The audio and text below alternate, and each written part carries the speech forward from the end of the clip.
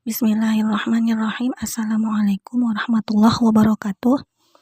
Alhamdulillah hamdan katsiran thayyiban mubarakan fih. Segala puji kita panjatkan kepada Allah Subhanahu wa taala. Ya, pujian yang agung yang menerangi langit dan bumi dan juga memberkahi kita semua. Salawat dan salam juga kita sanjungkan kepada Rasulullah Shallallahu alaihi wasallam, yang mana salawat ini juga sebagai tanda cinta kita kepada beliau, ya, selain melaksanakan perintah Allah Subhanahu wa taala. Nah, adik-adik, insyaallah hari ini kita akan melanjutkan materi kita, yaitu tentang ayat makiyah dan ayat-ayat madaniyah, ya. Nah, pembahasan ini adalah pembahasan yang sangat penting juga dalam ulumul Quran. Bahkan dia merupakan suatu pengantar yang lebih penting daripada asbabun nuzul, ya, karena dengannya kita dapat mengetahui sejarah turunnya Al-Quran, ya, dan juga bagaimana nanti bisa berpengaruh juga kepada ijtihad para ulama gitu, ya, dalam menetapkan syariat Islam. Nah, kalau kita melihat kepada definisi ayat-ayat makiyah dan madaniyah, nah itu ada 3 pendapat, ya, tentang bagaimana mendefinisikan ayat makiyah dan ayat madaniyah. Nah, definisi yang pertama, ya, pendapat yang pertama itu mengatakan bahwa ayat makiyah adalah ayat-ayat yang turun di Mekah, sedangkan ayat madaniyah adalah ayat-ayat yang turun di Madinah. Nah, berarti kan ini ada 2 tempat, ya, Mekah dan Madinah. Nah, lalu bagaimana ayat-ayat yang turun di Arafah, ya, yang turun di luar tempat-tempat ini, maka dia masuk ke ayat yang mana gitu. Nah, di sini merupakan kelemahan pendapat ini gitu.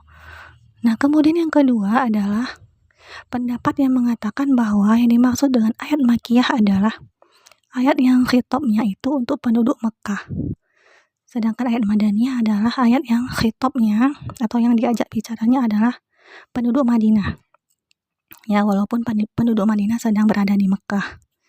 Nah, pendapat ini juga lemah, ya, karena penduduknya ini, ya, berdasarkan penduduk dia gitu. Sedangkan ada juga penduduk lain yang bukan Madinah dan Mekah, ya, ada penduduk-penduduk yang dari kota lain. Kemudian yang ketiga, ya, ayat makiyah itu didefinisikan sebagai ayat yang turun sebelum Rasulullah hijrah ke Madinah. Nah, dimanapun itu sebelum Rasulullah hijrah ke Madinah itu ayat makiyah.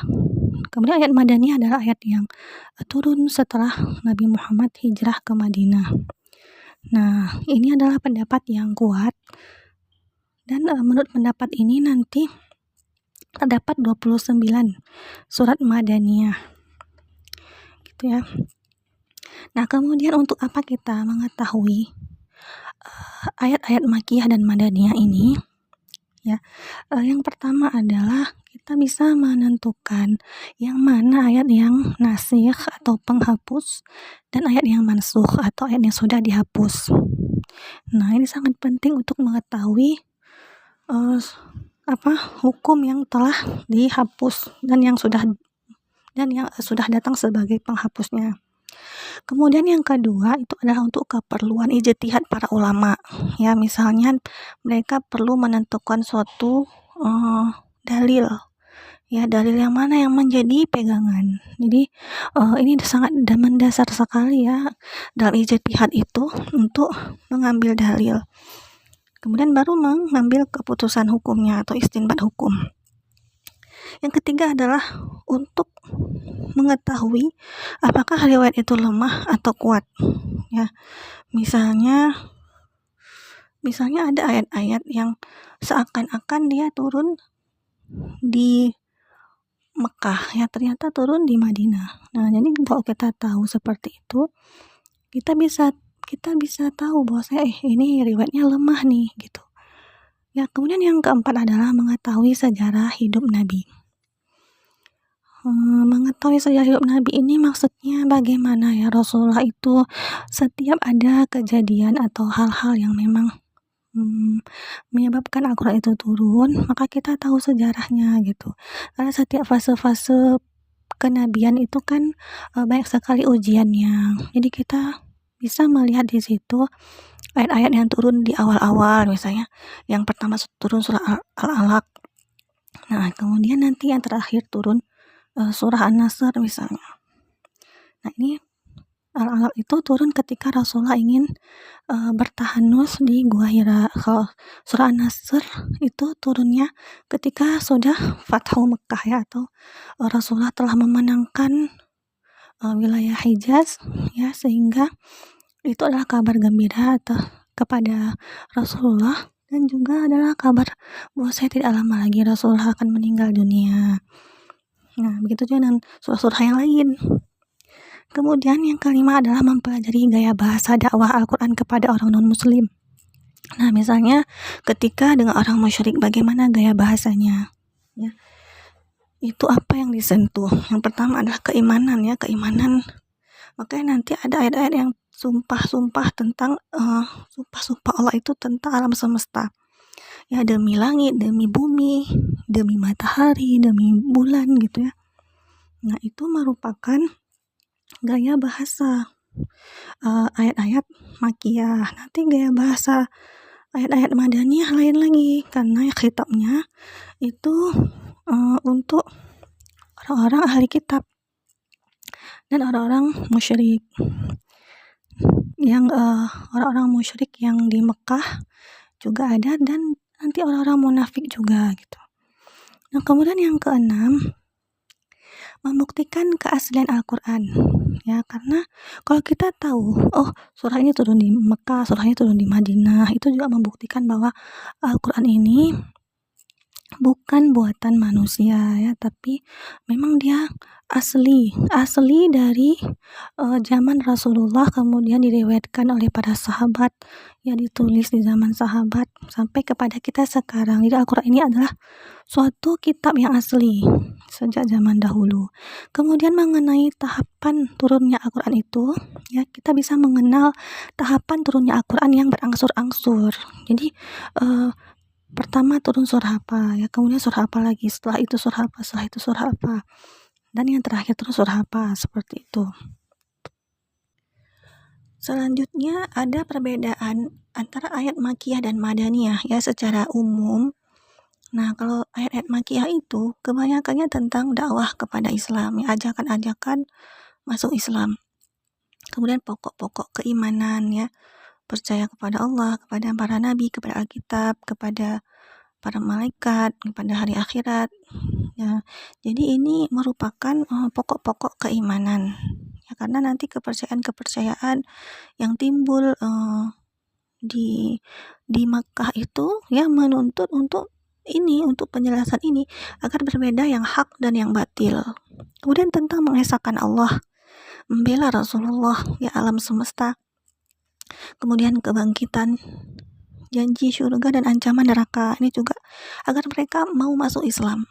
Kemudian kalau ayat Makkiyah itu dia banyak mengisahkan tentang azab bagi umat terdahulu yang menyakiti para nabi dan orang-orang beriman ya, karena di awal-awal di Makkah itu kan banyak sekali gangguan-gangguan kepada Rasulullah dan kaum muslimin ya, karena mereka ingin diajak kembali kepada kekafiran gitu. Nah, Allah memperingatkan mereka agar tidak seperti itu, agar tidak berakhir seperti umat terdahulu. Nah, kemudian biasanya surah-surah Makkiyah itu adalah surah-surah pendek, itu bukan surah-surah yang sangat-sangat panjang. Ya, kemudian biasanya terdapat ayat-ayat sajadah juga di situ. Di ayat Makkiyah. Kemudian kalau kita lihat lagi di ayat-ayat yang Madaniyah, nah itu kandungan ayatnya kebanyakan tentang dakwah kepada ahli kitab ya, karena Rasulullah itu di Madinah itu sudah banyak sekali ahli kitab yang menunggu nabi terakhir. Jadi di Madinah itu banyak ahli kitab. Kemudian ada di sekitar Madinah juga ya. Kemudian juga berisikan ajakan bertaubat kepada orang-orang munafik yang terus-menerus mengganggu Rasulullah Shallallahu Alaihi Wasallam. Ya, mereka mengatakan mereka sudah masuk Islam, tetapi mereka itu tidak sepenuhnya kepada Rasulullah, tidak sepenuhnya mentaati Rasulullah Shallallahu Alaihi Wasallam, bahkan ingin menghancurkan Islam dari dalam ya, dengan membocorkan rahasia kaum muslimin kepada pihak-pihak musuh-musuh Islam.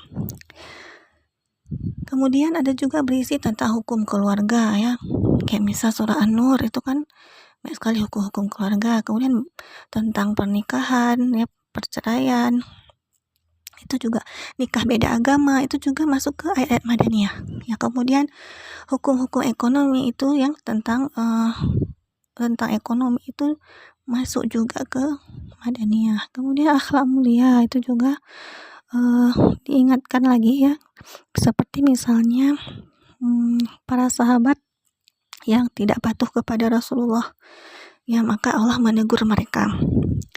Kemudian hukum peperangan. Nah, hukum peperangan ini juga karena yang mulai berperang itu kan ketika Rasulullah berada di Madinah. Kemudian hukum internasional ya, yaitu ketika bagaimana Rasulullah menghadapi pihak-pihak di luar Madinah ya. Kemudian ayat-ayat Madaniyah ini berisikan teguran kepada kaum muslimin.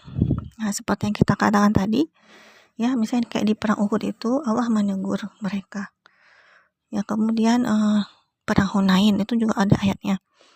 Kemudian membela tuduhan atas keluarga Nabi ya, seperti hadis ifki ya, ketika Siti Aisyah dituduh telah berselingkuh. Nah, ini juga masuk ke Madaniyah ya. Kemudian memuji para sahabat Nabi. Nah, ini juga ayat-ayat Madaniyah. Tetapi ada juga nanti pujian kepada Abu Bakar itu yang surah Makkiyah, karena beliau banyak memerdekakan budak. Ya, tapi kebanyakannya di ayat-ayat Madaniyah kalau tentang pujian kepada para sahabat Nabi atas amal-amal solehnya. Ya, nanti ada juga pujian kepada orang-orang yang ingin sekali syahid ya, kemudian Allah penuhi keinginannya tersebut. Kemudian juga berisi dialog dengan ahli kitab. Karena ahli kitab ini sedikit lagi ya, kalau misalnya mereka masuk Islam itu sedikit lagi mereka telah beriman kepada Nabi mereka, jadi sedikit lagi mereka beriman kepada Rasulullah Shallallahu Alaihi Wasallam, dan itu mereka akan mendapatkan dua pahala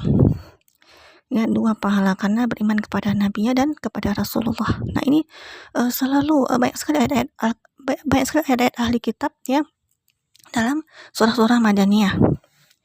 Kemudian biasanya surahnya juga panjang ya, contohnya yang kita kenal kan surah Al-Baqarah ya, dan Ali Imran.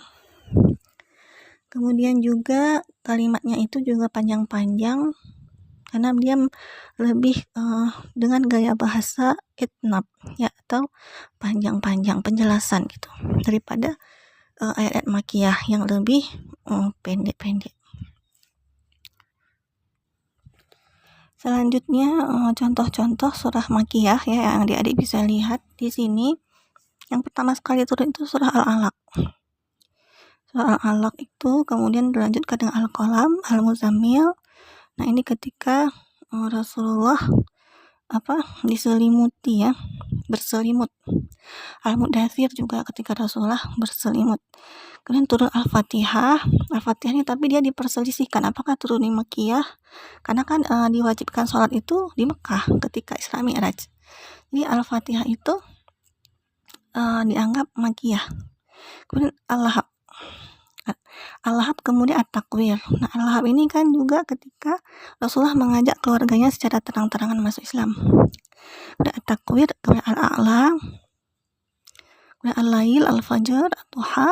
Ad-Duha ini ketika Rasulullah menunggu-nunggu wahyu turun ya. Kemudian Al-Insyirah, kemudian Al-Asr, Al-Adiyat. Nah, Al-Kautsar ini ketika Rasulullah dibilang Al-Abtar ya, orang yang terputus karena anaknya telah meninggal dunia, anak laki-lakinya meninggal dunia, maka terus soal Al-Kautsar. Kemudian At-Takatsur, kemudian Al-Maun, Al-Kafirun. Nah, ini ketika orang-orang kafir itu minta menyembah Allah 1 tahun, kemudian Nabi Muhammad menyembah berhala 1 tahun, orang kafir menyembah Allah 1 tahun, lalu nanti balik lagi orang kafir menyembah berhala lagi, Rasulullah menyembah lagi Allah itu. Nah, itu surah Al-Kafirun, lakum dinukum waliyadin ya. Kemudian surah Al-Fil yang mengingatkan orang-orang musyrik tentang peristiwa tahun gajah. Kemudian Al-Falaq dan An-Nas. Kemudian Al-Ikhlas. Nah, ini ketika orang-orang musyrik minta Allah itu nasabnya gimana. Nah, itulah surah Al-Ikhlas. Kemudian surah An-Najm. Nah, ketika Rasulullah dituduh gila, maka turun surah An-Najm. Bahwasanya dia tidak gila gitu. Kemudian surah Abasa ya, ketika Rasulullah ini bermuka masam ya kepada Abdullah bin Umi Maktum, maka turun surah Abasa. Kemudian surah Al-Qadar ya, surah Al-Qadar itu tentang Lailatul Qadar. Surah Asyam, Al-Buruj, Atin, yang kemudian surah Quraisy.